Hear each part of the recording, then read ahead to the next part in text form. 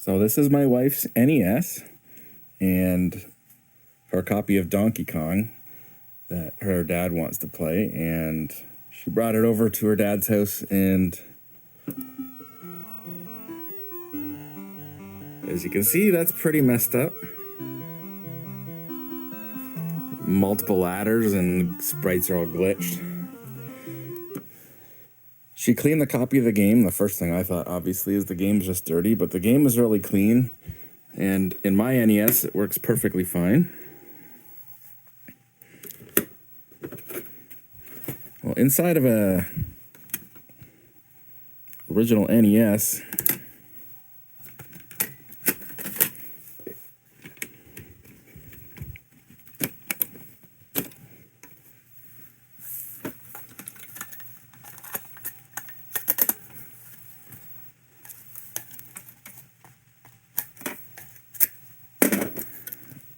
there's not a lot of electrolytic capacitors. There's a few here, and the main power supply one's in here. I don't think it's a capacitor issue. The image is super clean and crisp. The audio's good. Yeah, so I was looking at maybe a bad trace on the RAM or the CPU. Actually, it's CPU, graphics chip, and so I'm guessing that's the RAM. But I don't know. All the traces look good. It looks like a bad RAM issue with just the way the graphics are glitchy. And they're glitchy in like a similar way almost every time. And the game loads up. Like, the game boots up every time. It's not finicky with, like, starting the game. The game starts up every time and just looks glitchy in the same way every time. But yeah, I think it's this. It's the 72-pin connector. And if I get a flashlight. So if you look at the 72-pin connector here, this top section is where the game cartridge goes in. And the top row there's a couple pins that look pretty mangled. Like at first it almost looks like it's missing a pin there. But like if you look in just right, you can kind of see there's something back in there. It looks like it's bent. It's kind of hard to get in there.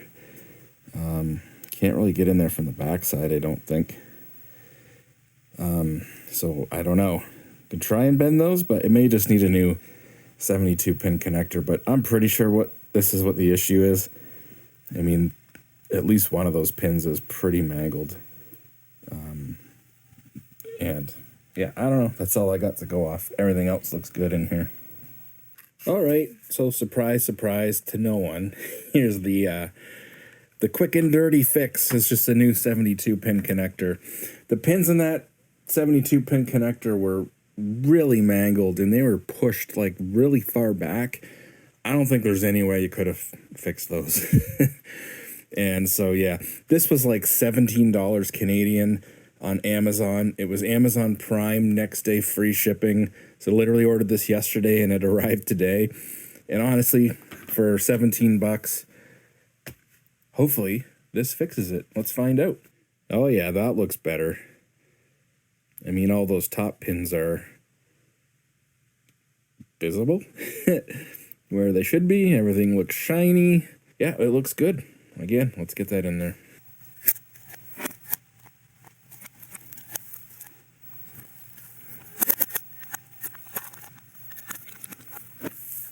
All right, I just got this kind of like rigged up temporarily. None of the screws are in.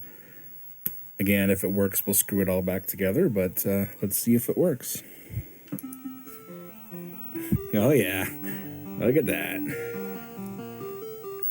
All right, so I got the screws all back in, and yeah, just as a reminder, I'm using a USB Type-C, like a 45-watt GAN power adapter to power all my retro consoles these days.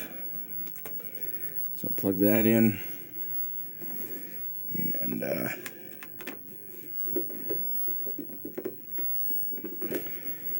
plug in the AV cables into the side.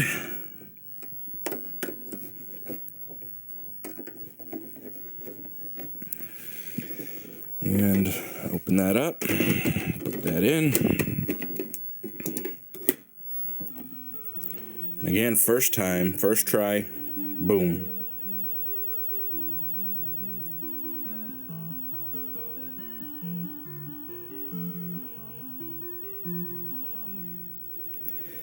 So this thing went from never working right, like you could try as many times as you wanted, it was glitchy in that same way every time, to basically working like first try, every time. So clearly, this is a win. And yeah, this NES is in pretty good shape overall. I mean, compared to mine up there, mine's kind of yellowing a little bit. You know, I put a new 72-pin connector in this one probably 15 years ago. Well, the first one I ever did a 72-pin connector on is my NES there. But yeah, it's yellowing a little bit. This one's really not yellowing at all. It's in quite good condition. There's a small chip there in the back corner, but I guess a little scratch on the top too. Slight little weird scratch on the top. But other than that, it is in pretty good condition, and like I said, it pretty much just works first try every time now. So again, it went from not working at all, no matter how many times you tried, to working first try. So again, definitely a win. I know some people like to try to fix the 72-pin connector instead of putting generic ones in there. But again, I don't think that thing was fixable. I don't know how long it's going to last, but you know what? Again, that one had the 72-pin connector and it changed probably 15 years ago, and it still works fine. So my NES, almost every first try, it'll load the game up just fine.